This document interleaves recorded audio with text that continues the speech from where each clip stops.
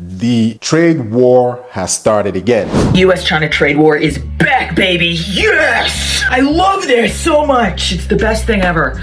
The trade war with China is back in full swing as President Donald Trump announced an additional 100% tariff on China's US-bound exports. While this trade war might seem exciting on the surface, the reality is that people are suffering tremendous losses. We saw farmers, we saw many people are losing their businesses.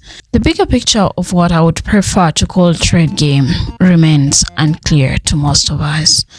I think we should be questioning the very idea of ranking countries, because this, in my opinion, seems to be less about economics and more about fight for the top sport. I'll invite you to follow through this compilation, like the video for recommendations, subscribe if you're new here, and then dive in.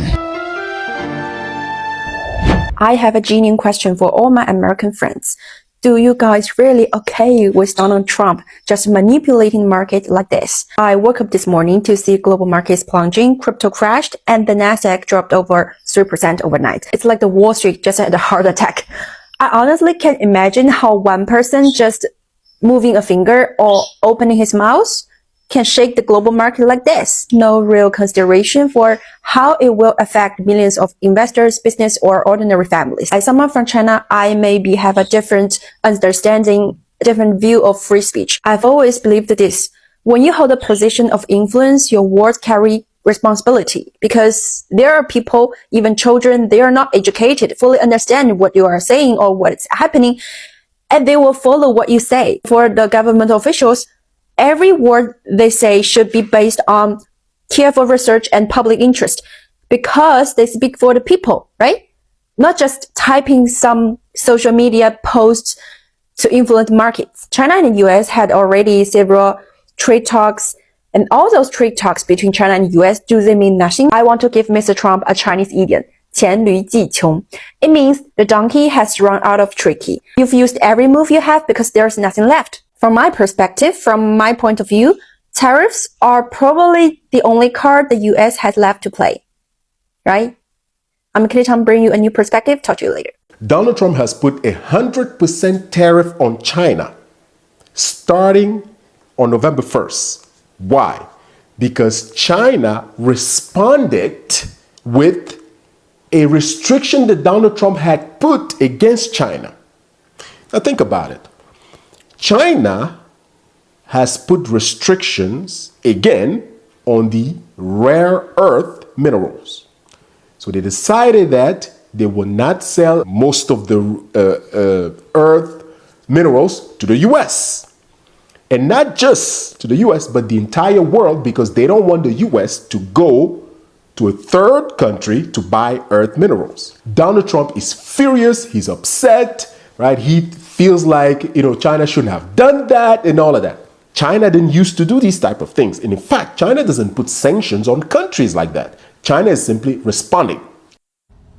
If you start a trade war, expect people to fight back. Not trading at all is better than a trade war. I want to explain what's going on with this rare earth restriction right now. A few weeks ago, if you guys remember, China and the US discussed trade terms that include rare earth exports.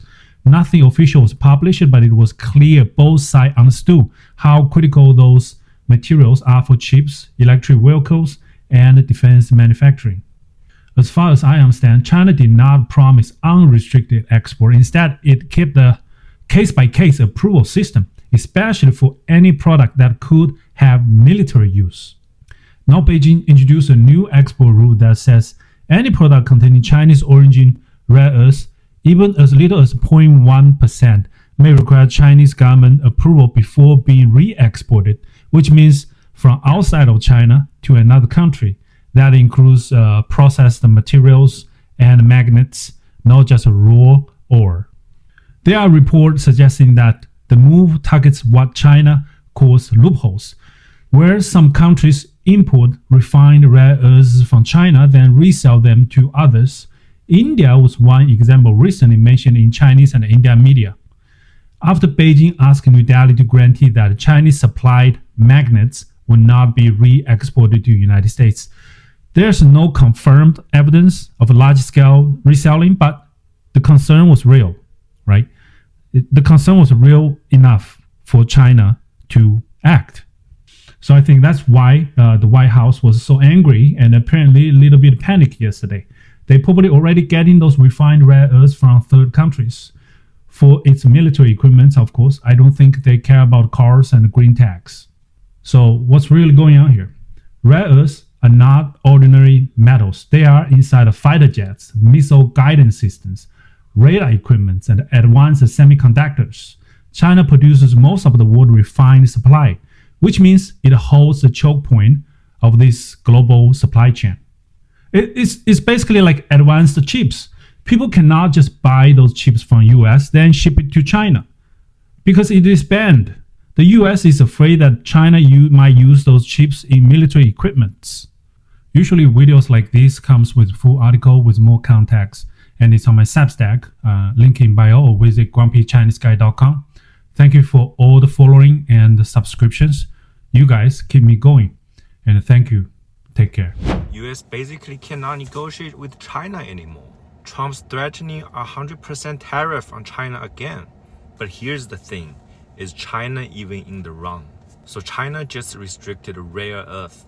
The stuff your phones, the EVs, and the fighter jets literally cannot work without. And honestly, the US has done this exactly the same thing before. So why are we acting like China is the bad guy? Because the US keep restricting things selling to China. Why we cannot do the same thing? Nasdaq crashes, the soybean farmers cannot sell their soybeans, the tech company panic, and Trump's like November 1st, full tariffs. Meanwhile, China is just flexing its power. That's strategy. People, not some random move. Trump even thought about canceling his meeting with Xi Jinping, both sides throwing punches. But China holds the cards here. Rare earth are their secret weapon, and the US totally dependent. So let's be real. China is protecting its national interest, same as the US would. Trump calls it hostile, market panic, but it's just a smart strategy. Trump escalates, markets crash, China plays chess. Who's really winning this trade war? Drop your thoughts below. It's a huge escalation, and we're already seeing the consequences, with Wall Street experiencing its worst day since April, with everything from big tech stocks to the stocks of smaller companies tumbling. At the moment, this is being presented as an escalation that came out of the blue. But I think that this has been building over the past couple of months, and the fact that a meeting was supposed to happen in 3 weeks is definitely a part of it. I think China wants to go into the talks in 3 weeks on equal footing with the United States. And to China, showing the United States that it's an equal player means showing the United States that it can hit where it hurts. Hard. One of the biggest reasons why the United States and China continue to maintain relations is because of how interconnected our economies are. But that interdependence can also be used as a weapon. For the past 3 administrations, we've been caught in a constant back and forth with no real headway when it comes to U.S.-China relations. There was no real difference between Trump and Biden's China policy, with the trade war making headlines every other week. The strategy in U.S.-China relations at the moment feels like it's just about jumping from crisis to crisis and handling things with immediate retaliation. It's a constant tit for tat in which we are showing each other just how much we can hurt each other's economies. And that baffles me because I cannot, for the life of me, figure out what the long-term strategy is supposed to be, whether it be for the Biden administration or the current Trump administration. In fact, it actually seems like we're putting the cart before the horse and trying to show just how much we're able to operate by ourselves before the systems are actually in place for us to do that consistently without burning ourselves out. Neither of us are getting what we want. We're entering into these talks that could happen in 3 weeks with a kill or be killed mentality. And the reason why is because we view each other as threats. Now, we both will deny this, but that's because we view each other as different kinds of threats. The United States views China as an ideological threat, and China views the United States as an economic threat. A good example of this happened back in 2023 when former President Joe Biden issued restrictions on U.S. investments in China's advanced computer chips, quantum technologies, microelectronics, and artificial intelligence. And China retaliated by saying that the United States' true purpose was to deprive China of its development rights and maintain its own hegemony. The United States retaliated by saying, no, that's not what we're trying to do. We're trying to make sure you play by the rules. And that's because the United States was freaked out by how China could use those technologies in its military, a military which is run by the Communist Party, which is an ideological threat to the United States. The United States needs to dramatically change the way it approaches China. Because up until now, for the past 75 plus years in modern US-China relations, we have been approaching China as an ideological threat and engaging in our talks with China from that perspective. Now, the economies of the United States and China are intertwined. And if the United States hurts China's economy, it hurts itself in the process. Every time we stab at China, we get stabbed. It isn't working. Crazy as this is going to sound, I really think that we need to be genuinely and seriously asking ourselves, what does China want?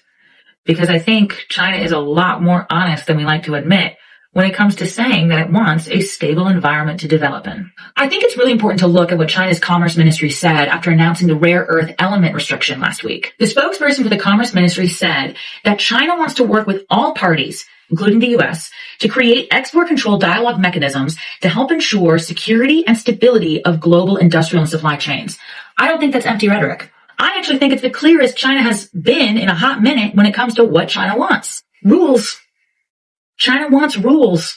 China has reached a point in its development when it's constantly being viewed as a threat, and it wants to know if there's a way where it can get out of that without the ideological criticisms. China wants all business, no feelings. It wants a contract that explicitly says what it can and cannot do, so that it knows how to operate peacefully without changing what it views to be its permanent identity. In 3 weeks, if we still have this Trump and Xi meeting, it could be the beginning of creating that contract. And that doesn't mean that we're giving in to China. Both parties want a rule book. China wants predictability. America wants protection. The United States also needs stability. That is also very important to point out. While we can hurt China's military and tech sectors, China can also hit back by severely hurting our pharmaceutical, chemical, and biotech industries. By negotiating and establishing supply chain security and stability in a way that is long-lasting, the United States can create an environment where it can also develop self-sufficiency. And that is something that I know the Trump administration cares about a lot. For example, in March, Trump signed the executive order, Immediate Measures to Increase American Mineral Production, aiming to expand domestic mineral production in response to concerns about resource dependency. The United States is rich in natural resources. We absolutely can be self-sufficient. And I think we should use those natural resources responsibly.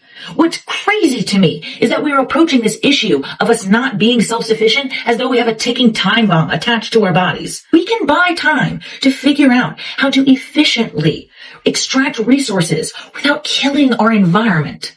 We can buy that time by creating a stable supply chain with China that ensures we get the resources we need to build a system of self-sufficiency. It takes time. Even now, as we are trying to rapidly develop mineral extraction systems by removing environmental protection laws to allow us to just drill wherever we want, experts are saying that even in doing that, it is still going to take a long time for the systems we need to turn on. This stuff doesn't happen overnight. So how would you like to build it? In the short term with the possibility of us choking on pollution, or wait a little bit longer and create a more efficient system with long-term profitability? I don't know. I don't know which one sounds better. We have an opportunity in 3 weeks to have talks and negotiate an incredible opportunity. A contract that ensures a stable supply chain that allows us to build self-sufficiency. We can negotiate that in 3 weeks. But instead, we're going to continue with this weird back and forth, and I don't understand why.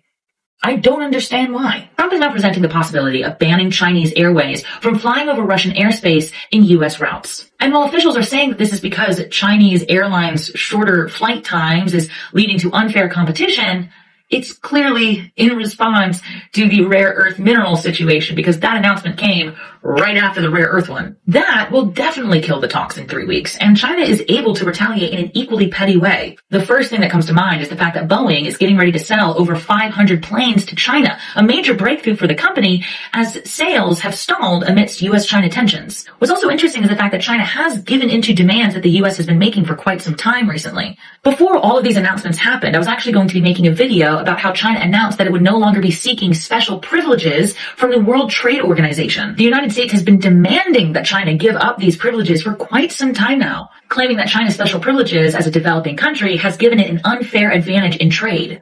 That decision by China, which happened at the end of September, is why I think this rare earth mineral situation is not random. Rather, I think China was attempting to ensure that it showed what it was capable of going into the talks in 3 weeks, while also providing an avenue to improve trade relations. It's a carrot and a stick, a strategy right out of the American playbook, and a reminder that in the end, the United States and China are not as different as we like to think. I don't know if this was a good video. This is why I've been taking longer to make videos, because when I make something spur of the moment like this, it's just nothing but frustration and emotions. And I don't know how effective it actually is. I'm sure I'm going to get a lot of pushback for this one, but I said my piece.